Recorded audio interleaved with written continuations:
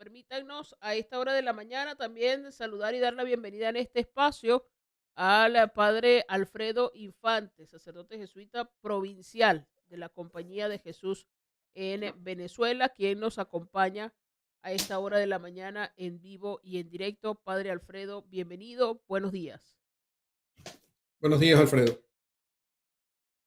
Está muteado, padre. Tiene el Está micrófono, muteado el ahora sí. micrófono.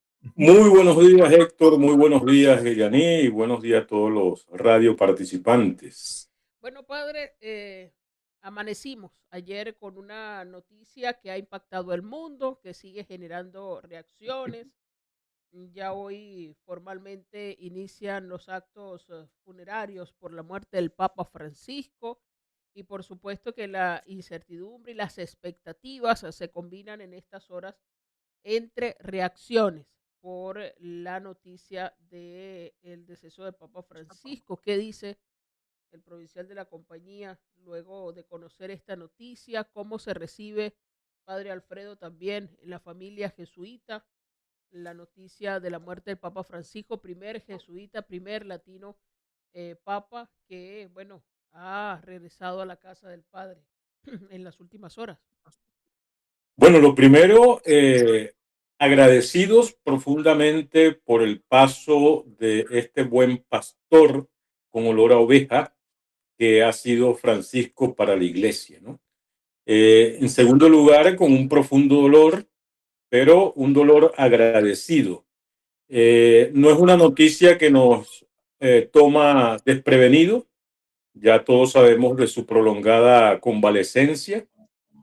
Por su edad, por sus condiciones de salud, pues era de esperarse que de un momento a otro esta noticia llegara. Yo creo que a nadie toma por sorpresa. Sin embargo, toda muerte, toda partida es dolorosa, especialmente de una persona tan emblemática y significativa para la historia de la iglesia como ha sido Francisco. Entonces, creo que es una mezcla de agradecimiento profundo, de sentirnos bendecidos con su paso como pastor y al mismo tiempo dolido por la pérdida, por la muerte, pero abierto a la esperanza. Yo creo que para cerrar con esta pregunta, creo que ha sido muy significativo que haya muerto en la semana de Pascua, ¿no? Y después de haber dado el mensaje a toda la iglesia y a la humanidad, su último mensaje, su despedida y su bendición. Yo creo que eso es un todo está consumado, ¿no? Que dijo Jesús en la cruz. Creo que con eso Francisco cierra un momento importante de la iglesia. Quedan abiertos muchos procesos, tanto internos a nivel de la reorganización de la iglesia, como de puertas hacia afuera, hacia la misión, pues unos grandes desafíos que este mundo actual nos presenta.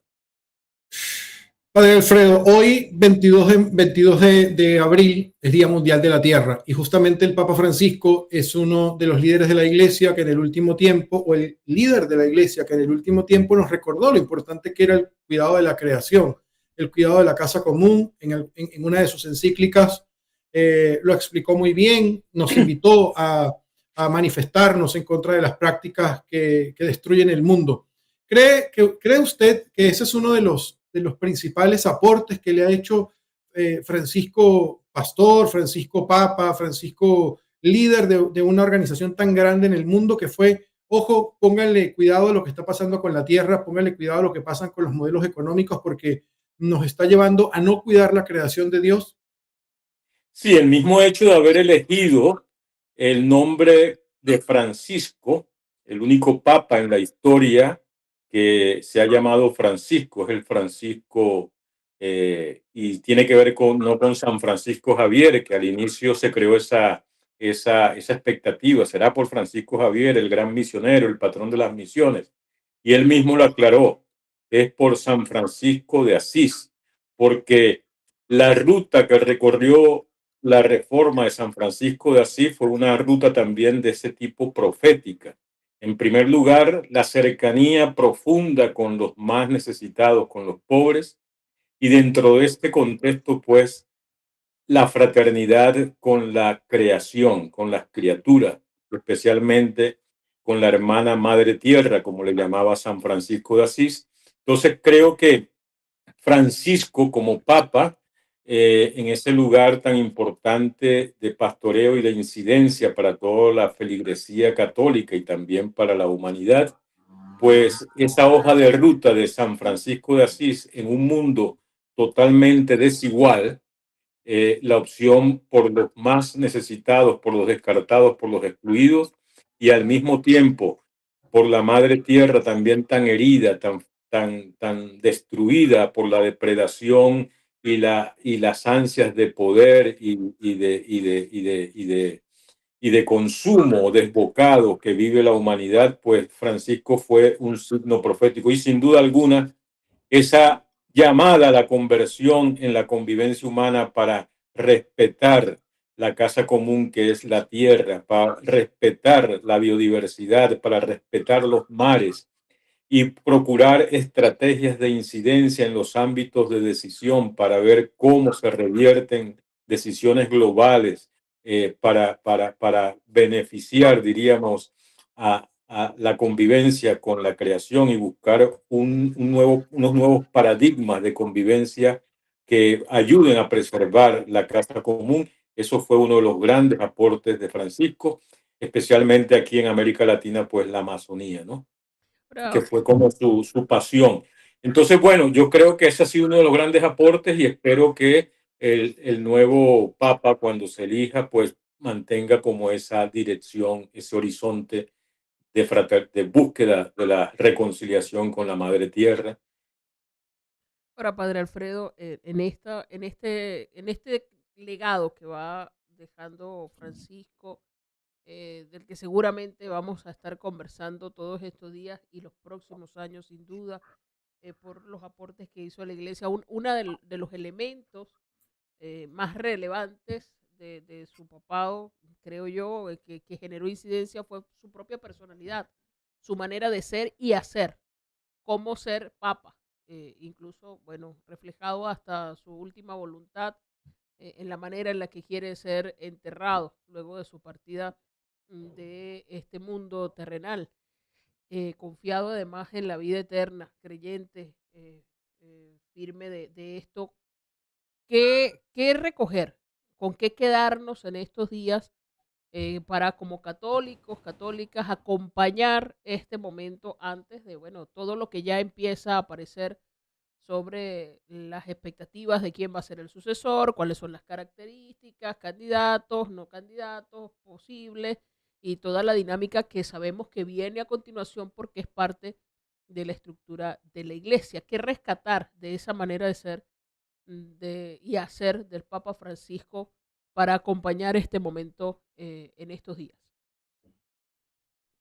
Vuelvo a insistir que lo del nombre de Francisco es la clave para leer el papado de Francisco y su aporte y lo que hay que rescatar. En primer lugar, San Francisco de Asís hizo un llamado a la iglesia a volver al Evangelio. Y el Papa Francisco, en el contexto de esa impronta franciscana y también del Concilio Vaticano II, y por supuesto marcado por su formación ignaciana también, por algo los jesuitas nos llamamos compañeros de Jesús, esa vuelta a Jesús, esa vuelta a la barca, esa vuelta a una iglesia discipular, no una iglesia desde el poder, sino una iglesia discipular que escucha al maestro, a Jesús, y procura discernir los signos de los tiempos para ver qué haría Jesús hoy en nuestro lugar y entonces responder desde allí a los grandes desafíos que estamos viviendo. Eso es primera cosa. Es decir, la vuelta a Jesús, el discernimiento ante los desafíos y los signos de los tiempos en el espíritu del Concilio Vaticano II y en el espíritu de la gran reforma propuesta por San Francisco desde su propio testimonio de vida, que fue en definitiva vivir como un hermano, o sea que ser cristiano es ser hermano y que Jesús es el hermano mayor y en su corazón vamos todos. Lo segundo que tendríamos que rescatar es que esa espiritualidad, esa vuelta al evangelio, a la austeridad, a la sencillez de vida, no a la lógica del poder, sino del servicio, se expresa también en una vocación política, en política entendida con P mayúscula. Recuerden que Francisco hizo mucha insistencia en que la política es la más alta expresión de la caridad. Cosa que no es de Francisco, es propia de la doctrina social de la Iglesia o enseñanza social de la Iglesia. ¿Y por qué? Porque, bueno, no basta con hacer el bien en lo personal, en lo cotidiano, que eso está muy bien, sino que es muy importante hacer el mayor bien. El bien, cuanto más universal, mejor. Es una consigna ignaciana, ¿verdad? También. Entonces, en esa línea, para hacer el bien común, pues necesitamos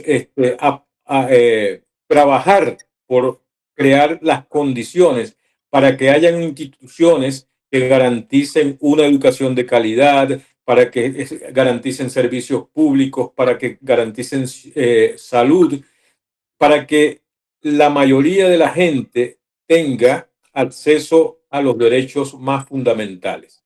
Entonces, en ese sentido, ese paradigma de Francisco de ser hermano, de ser, de vivir en el servicio a los demás, llevado, diríamos, a la búsqueda del bien más universal, implica un compromiso importantísimo por incidir para mejorar las condiciones de vida y para que todos tengan acceso a los derechos fundamentales.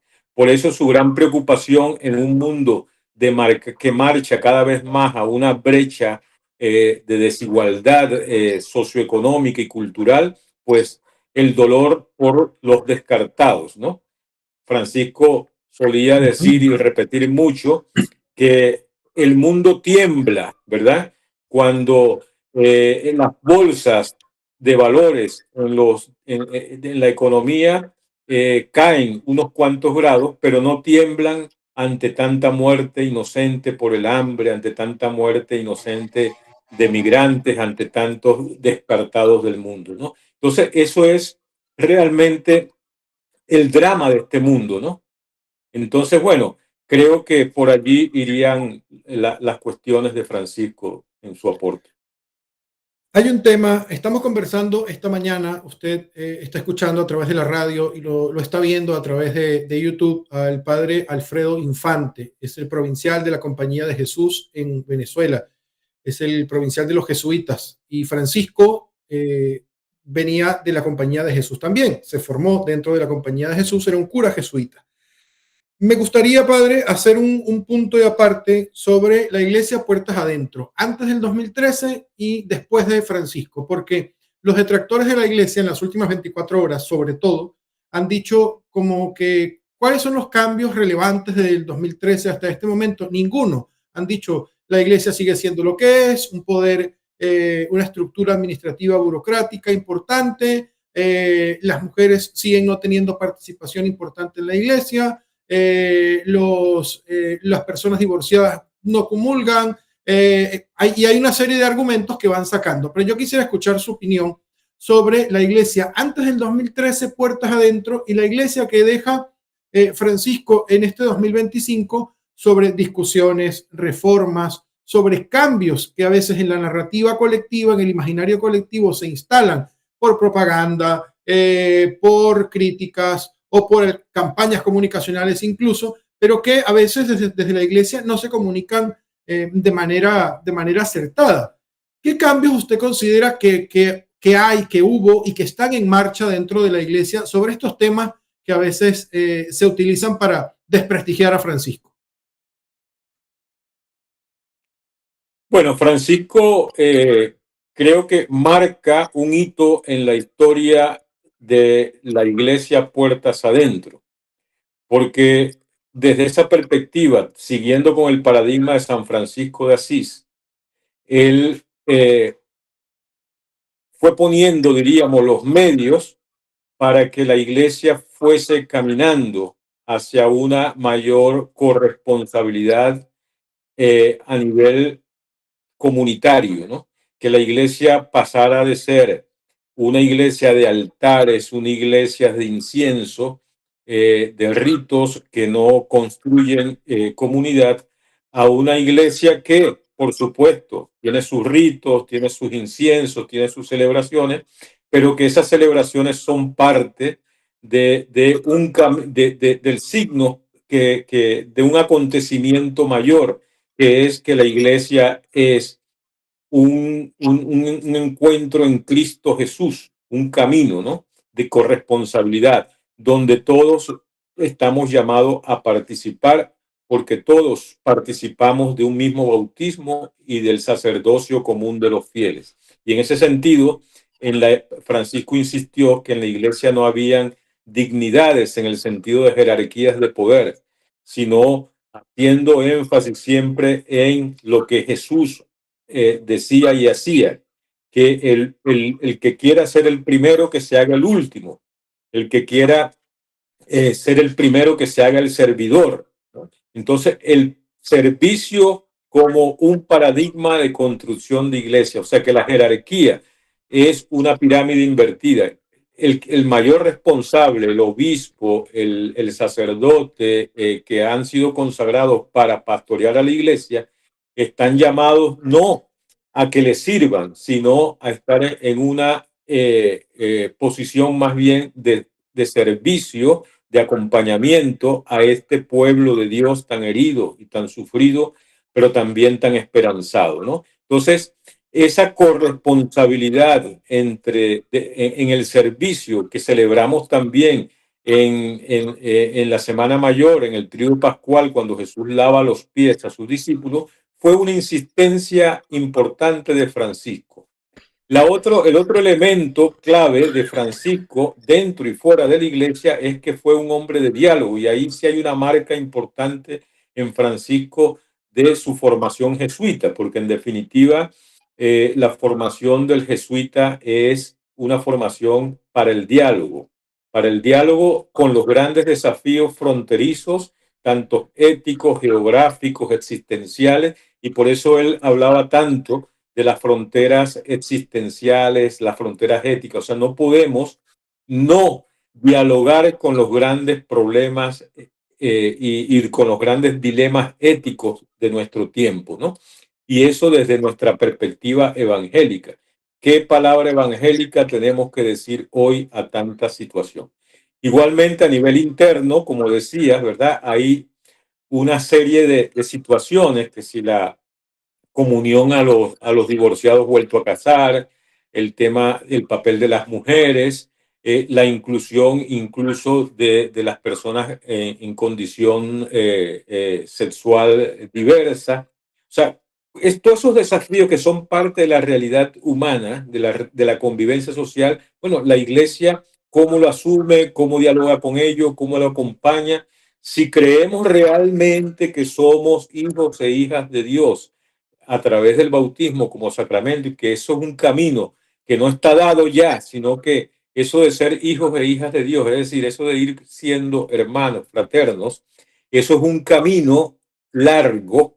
Recuerda que a Jesús, cuando los discípulos les piden, maestro, enséñanos a orar, les enseña el Padre Nuestro, ¿no? Es decir, que todos somos hermanos y tenemos un Padre común. Bueno, ¿eso qué implica hoy en este mundo con tanta polarización, con tantos conflictos, con tantas guerras? ¿Qué implica para la iglesia ser signo?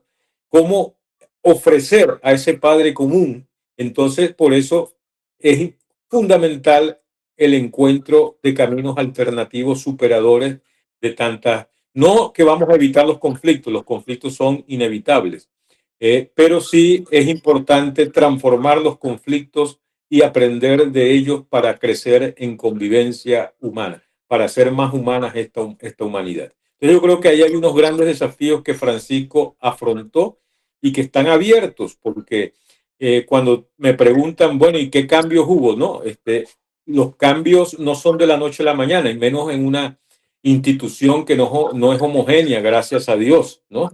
Sino que es una institución donde hay muchas culturas, muchas perspectivas teológicas. Bueno, tenemos un gran desafío de un diálogo interno profundo, donde todos nos respetemos, pero donde apuntemos hacia ese camino fraternal que es el camino de Jesús. Y por eso Francisco termina su mandato, su servicio apostólico como papa con la encíclica del corazón de Jesús, ¿no? Que es como, diríamos, como su testamento espiritual a toda la iglesia. Padre Alfredo, y además de reconocer todo el legado del Papa Francisco, siempre hay que mirar el orden, ¿no? ¿Qué sigue? Es la pregunta. ¿Qué viene después?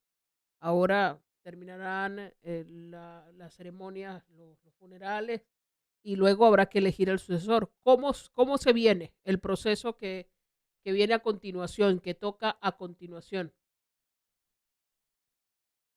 Bueno, yo no soy un experto en cuestiones jurídicas internas de la iglesia, en esos procedimientos, pero todos sabemos que hay un colegio de electores, ¿verdad? Que es el colegio cardenalicio, y está también y se reúnen en un cónclave. Ese cónclave significa a puerta cerrada, y es gente que con todas sus diferencias, porque ahí hay cardenales de distintas tendencias, hay cardenales que son contrarios a Francisco. El 70% de ese colegio cardenalicio que se reúne en cónclave ha sido nombrado por Francisco. En ese sentido hay un 70% de gente que está, diríamos, favorable, en cierto sentido, esperemos, ¿no? A las propuestas de Francisco. Sin embargo, eso no es garantía de continuidad de lo de Francisco, ¿no? Hay unos perfiles que despuntan como papables. Ahorita en este momento no es conveniente dar nombres ni nada de eso, pero ya se comienzan a ver algunos perfiles. Y yo creo, así como intuyendo, bueno, el proceso es primero que por supuesto, ese grupo de cardenales tiene que analizar bien el contexto mundial, el contexto global. Luego, también el estado de la iglesia, cómo está la iglesia, y en ese contexto de cómo está la iglesia y cómo está el mundo actual, pues, ir viendo qué perfil se necesita para un liderazgo por Francisco. Hay grupos que son bastante identificados con el liderazgo de Francisco, también controversiales como Francisco. Hay otros que son muy conservadores, y muy visiblemente y públicamente antifrancisco, que han encabezado en la iglesia en estos últimos años movimientos en contra de Francisco, pues también están allí presentes. Y hay un sector más moderado, capaz de dialogar con unos y con otros. Yo creo, y luego la iglesia es santa y pecadora, y la iglesia busca, como iglesia siempre buscamos que nuestras decisiones sean orientadas por el Evangelio y en oración por el Espíritu, y yo creo que eso es así.